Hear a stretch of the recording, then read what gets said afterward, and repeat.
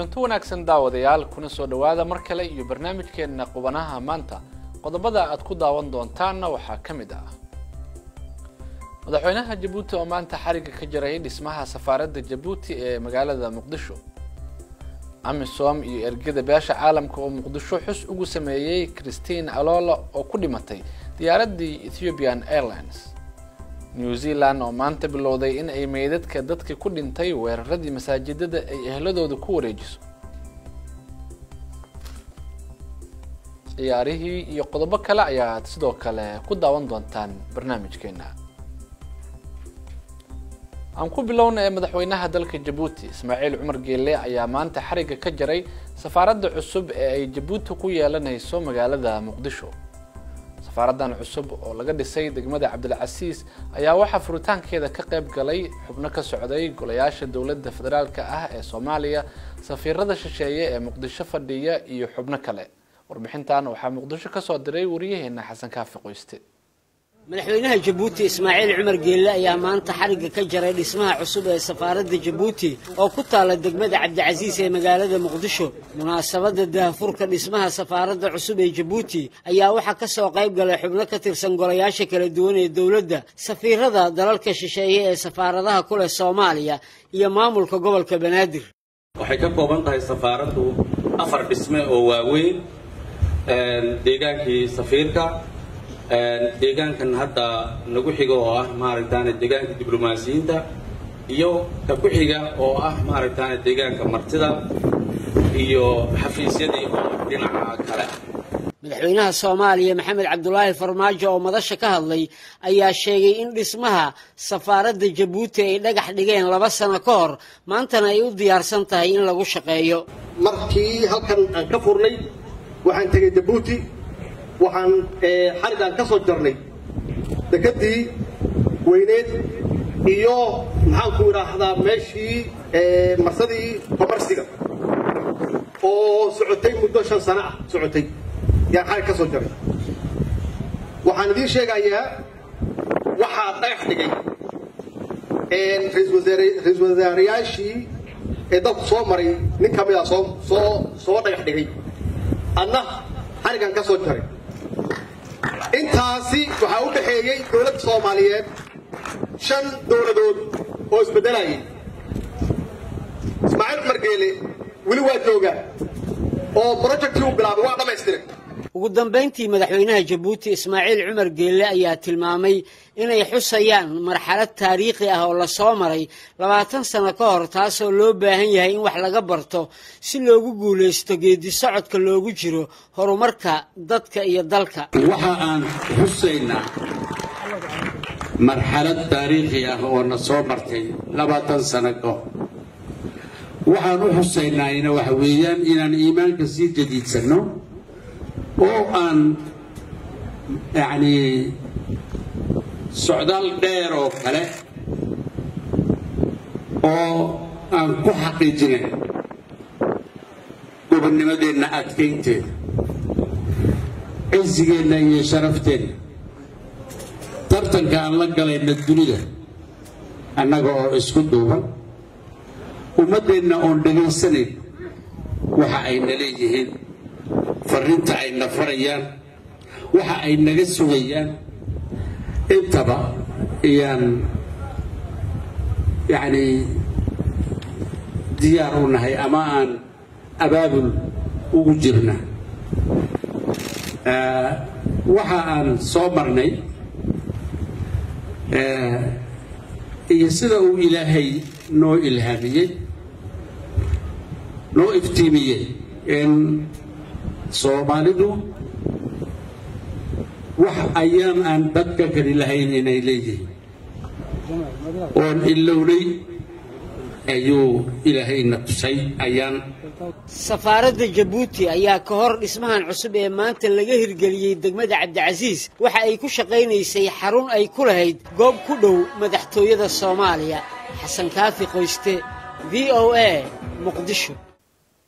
taliyaha ciidanka booliska dalka New Zealand Mike Bush ayaa axadda maanta sheegay in qaybtii ugu horeysay ee meedadka dadka lagu laayay 2 masjid oo ku yaala magaalada Christchurch ee dalkaasi New Zealand lagu wareejin doono eheladooda caawa. ku-xigeenka madaxa booliiska Wale Haumaha ayaa axaddi maanta sheegay in xafiiska uu la kulmay hogaamiyaasha bulshada muslimiinta si ay uga caawiyaan inay fahmaan hanaanka muddada dheer ee loo baahan yahay inuu maro baaritaanka, maadaama uu dhaqanka islaamku yahay in la aaso meydka muddo 24 saac gudahood ah markuu qofka dhinto. dhinaca kalena ra'iisul wasaaraha New Zealand ayaa sheegtay in la qaaday xaaladii feejignaanta ahayd ee dalkaasi la geliyay weerarada masaajidada kadib si bay tiri ay dadka ammaan u dareemaan. ra'iisul wasaaraha ayaa sheegtay in ninka weerarka geystay aan lagu wareejin doonin dalka uu u dhashay ee Australia, maxkamadana lagu soo taagi doono New Zealand oo uu weerarka ka geystay.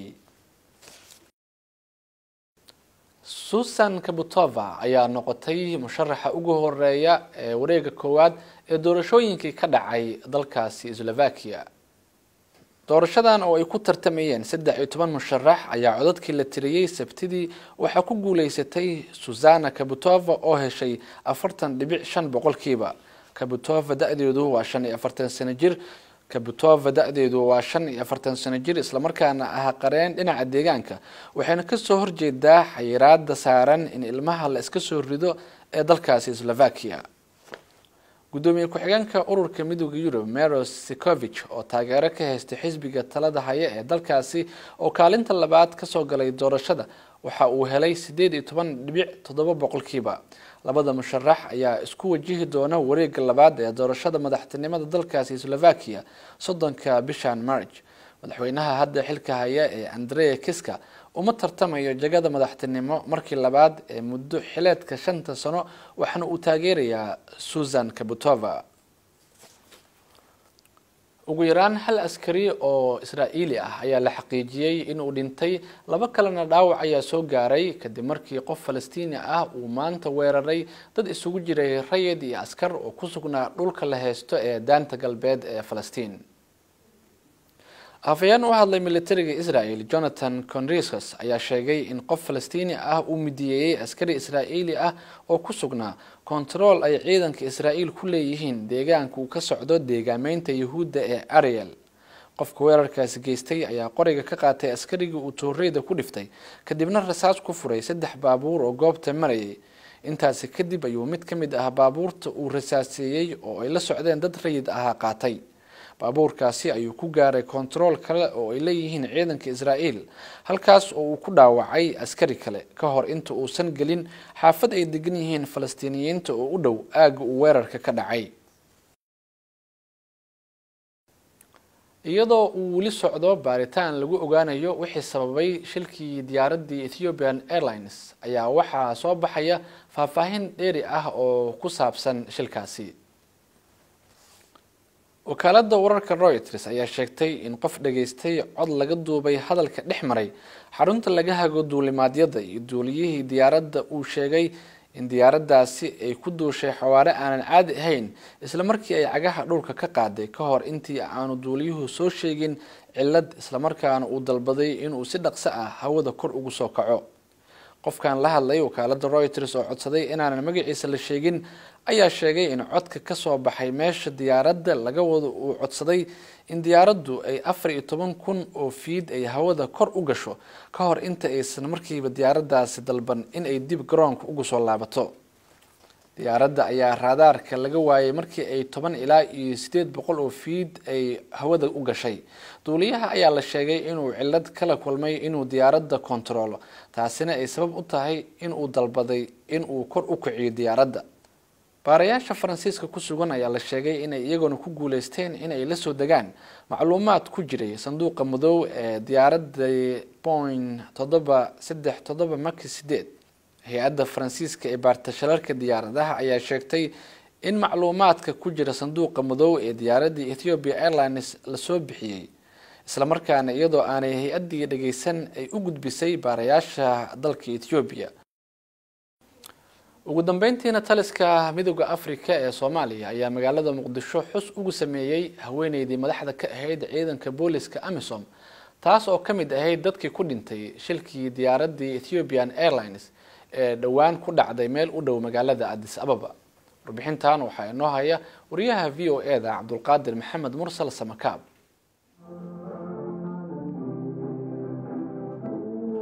waxay ka mid ahayd 157 ruux oo isugu jiray rakaabka iyo shaqaalaha diyuuradda Ethiopian Airlines ee burburtay 10kii Maarch wax yar uun kadib markii ay ka duushay garoonka magaalada Addis Ababa.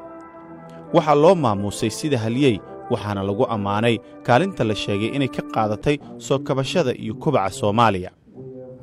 madaxa midowga Afrika ee Soomaaliya Francisco Madera ayaa tilmaamay in Cristiano Alalo siyahayihii hoggaanka booliiska midowga Afrika ee Soomaaliya ee ku dhimatay diyaaraddii nawaaxiga Addis Ababa ku burburtay ay ahayd qof dareensan baahida ay bulshada Soomaaliyeed booliiska u qabaan. For the Somalis to get together, it's not the military who can do that, it is the police. And she understood that. So waxa ay dadka deegaanka iyo kuwa tuulooyinka ku noolba ku qancinaysay in booliisku aanay cadow ku ahayn, in booliiska uu dhammaystirayo dadaalkooda iyo in ammaanka uu booliiska u horseedayo ay iyaga faa'iido ugu jirto.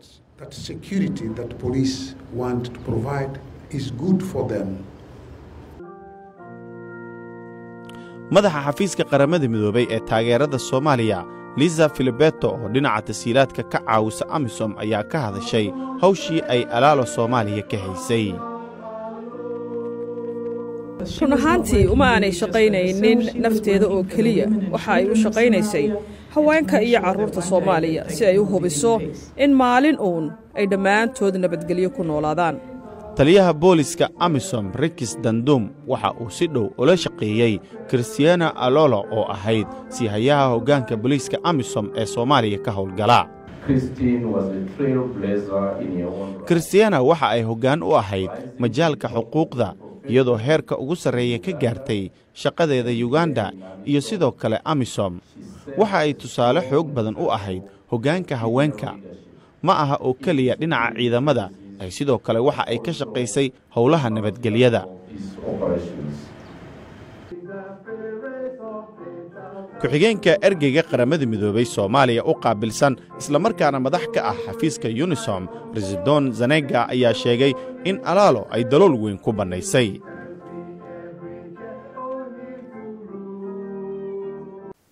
haatanna waxaad ku soo dhawaataan wararkii ugu dambeeyay ee ciyaaraha waxaa inoo haya isla Cabdulqaadir Samakaab. ayna ku bilownay kooxda kubadda cagta Juventus ee dalka Talyaaniga ayaa la kulantay maanta guuldaradeedii ugu horeysay ee horyaalka Serie A dalka Talyaaniga kadib markii ay u martisay kooxda Genoa oo afka ciidda u soo dartay. Juventus ayaa isku dayeysay in ay sii difaacato rikoorkeeda guuldaro la'aanta horyaalka Talyaaniga iyadoo la soo afjaray rajadii ay ka lahayd in horyaalka ay ku guulaysato iyadoo aan mar kaliya laga badinin. kooxda Juventus ayaa noqotay kooxda kaliya ee si xiriira ugu guulaysata horyaalka Talyaaniga 7 sano ee la soo dhaafay. kooxda Juventus ayaa waxa ay hadda horyaalka ku hogaaminaysaa 75 dhibcood iyadoo loo malaynayo in xilli horeba loo caleema saari doono horyaalnimada waddanka Talyaaniga. laakiin ciyaar xiiso badan ayaa xilli dambe oo caawa ah waxa ay dhex maraysaa kooxaha isku magaalada ah ee AC Milan iyo Inter Milan oo iyagu isku haysta kaalinta saddexaad. kooxdii guulaysata labadan kooxood ayaa waxa ay geli doontaa kaalinta saddexaad. horyaalka Spain tababare Zinedine Zidane ayaa markii uu dib ugu soo laabtay kooxda Real Madrid waxa uu la gaaray guushiisii ugu horeysay iyadoo qaar ka mid ah xidigihii waayadan keedka ka ahaa kooxdaasi lagu soo bilaabay.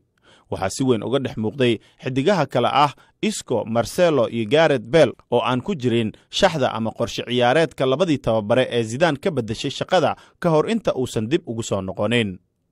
2 gool iyo eber ayay kaga badisay kooxda Celta Vigo waxaana 2 gool u kala dhaliyay xidigaha Isco iyo Gareth Bale oo iyagu kursiga keedka fadhiyi jiray.